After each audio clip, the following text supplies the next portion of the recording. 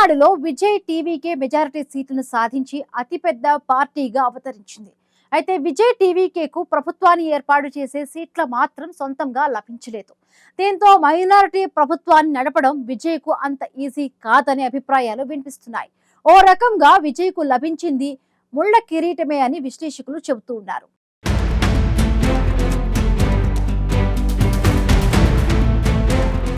తమిళనాడులో Vijay party majority సీట్లను సాధించి అతిపెద్ద పార్టీగా అవతరించింది. ద్రవిడ పార్టీల పునాదులను పెకిలించి సరికొత్త చరిత్ర లిఖించింది టీవీకే. అయితే టీవీకేకు సొంతంగా ప్రభుత్వాన్ని ఏర్పాటు చేసే అన్ని సీట్లు దక్కలేదు. సాధారణంగా మొత్తం సీట్లలో 2/3 తరహా మెజారిటీ వస్తే తిరుగులేదని అనుకోవచ్చు. కానీ ప్రభుత్వ ఏర్పాటుకు విజయ్కు ఇతర పార్టీల మద్దతు అవసరం ఏర్పడింది. అంటే విజయ్ మైనారిటీ సర్కార్ను నడపాలి. ప్రజలు ఇతర పార్టీల కన్నా ఎక్కువగా ఛాన్స్ ఇచ్చారు కాబట్టి విజయ్ పరిపాలనపై ఎక్కువగా ఫోకస్ పెట్టాల్సి ఉంటుంది.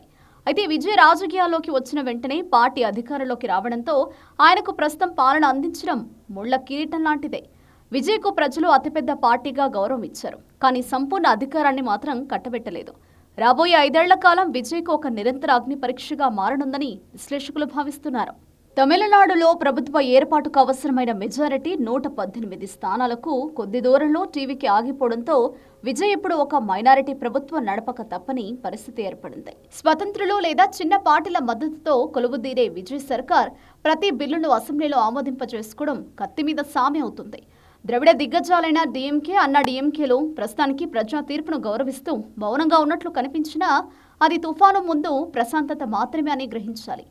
సాధారణంగా రాజకీయాలు అంటేనే ఎప్పుడు ఏం జరుగుతుందో ఊహించలేము.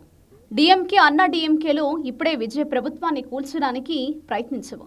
ఎందుకంటే ప్రజలు ఒక కొత్త మార్పును కోరుకుని విజయ్కు అవకాశం ఇచ్చారు. ఇప్పుడే విజయ్ను అడ్డుకుంటే ప్రజలు ఆయనపై సానుభూతి పెరుగుతుందని ఆ పార్టీలకు తెలుసు. అందుకే వారు కనీసం 2 ఏళ్ల పాటు విజయ్ పాలనను నిశితంగా గమనిస్తారు. ఆ సమయంలో విజయ్ చేసే ప్రతి చిన్న తప్పును భూతద్దంలో చూపిస్తూ ప్రజలు ఆయనపై ఉన్న హీరో ఇమేజ్ను డ్యామేజ్ చేసే పనిలో నిమగ్నమవుతారు.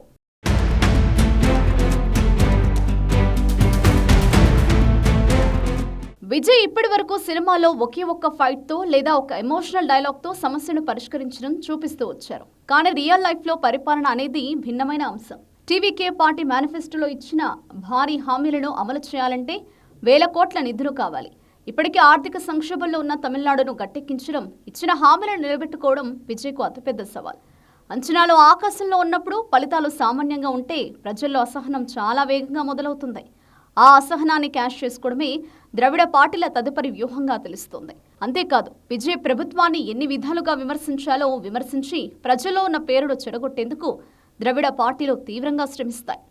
విజయ్ ప్రభుత్వం కనుక ఆశించిన స్థాయిలో రాణించలేకపోతే కేంద్రం ప్రతిపాదిస్తున్న జమిలి ఎన్నికల అంశం విజయ్కు శాపంగా మారే అవకాశం ఉంది. ఒకవేళ 2029 లోక్సభ ఎన్నికలతో పాటు అసెంబ్లీ ఎన్నికలు వచ్చేలా ద్రవిడ పార్టీలో పావులు కదిపితే విజయ్ తన 5 ఏళ్ల కాలాన్ని పూర్తి చేసుకోలేకపోవచ్చు. డీఎంకే, అన్నా డీఎంకేలు తమ క్యాడర్ను కాపాడుకుంటూనే టీవీకే వైపు వెళ్లిన ఓటర్లను మళ్లీ తమ వైపు తిప్పుకునేందుకు లోపాయికారి ఒప్పందాలు చేసుకున్నా ఆశ్చర్యపోనక్కర్లేదు. ప్రస్తుతం విజయ్కున్న అతిపెద్ద శత్రువు విపక్షాలు కాదు, ఆయన మీద ప్రజలకు ఉన్న విపరీతమైన అంచనాలే. ఎంజీఆర్ లేదా జయలలిత స్థాయి మ్యాజిక్ను విజయ్ నుంచి జనం ఆశిస్తున్నారు. పరిపాలనలో విజయ్ ఏమాత్రం తడబడినా సినిమాలు వేరు, రాజకీయం వేరు అనే ముద్ర ఆయనపై బలంగా పడుతుంది. ఒకసారి ప్రజల్లో ప్రతికూల అభిప్రాయం మొదలైతే దానిని మళ్లీ మార్చడం అసాధ్యం.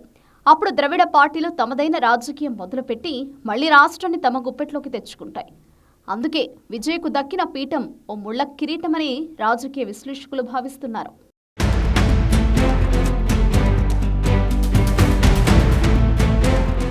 ప్రస్తుతం విజయ్కి ఉన్న అతిపెద్ద శత్రువు విపక్షాలు కాదు, ఆయన మీద ప్రజలకు ఉన్న విపరీతమైన అంచనాలే. ఎంజీఆర్ లేదా జయలలిత స్థాయి మ్యాజిక్ ను విజయ్ నుంచి జనం ఆశిస్తూ ఉన్నారు. పరిపాలనలో విజయ్ ఏమాత్రం తడబడినా అసలుకే మోసం వస్తుంది. అందుకే విజయ్ ప్రజల అంచనాలకు అనుగుణంగా పరిపాలన అందించాల్సి ఉంటుంది.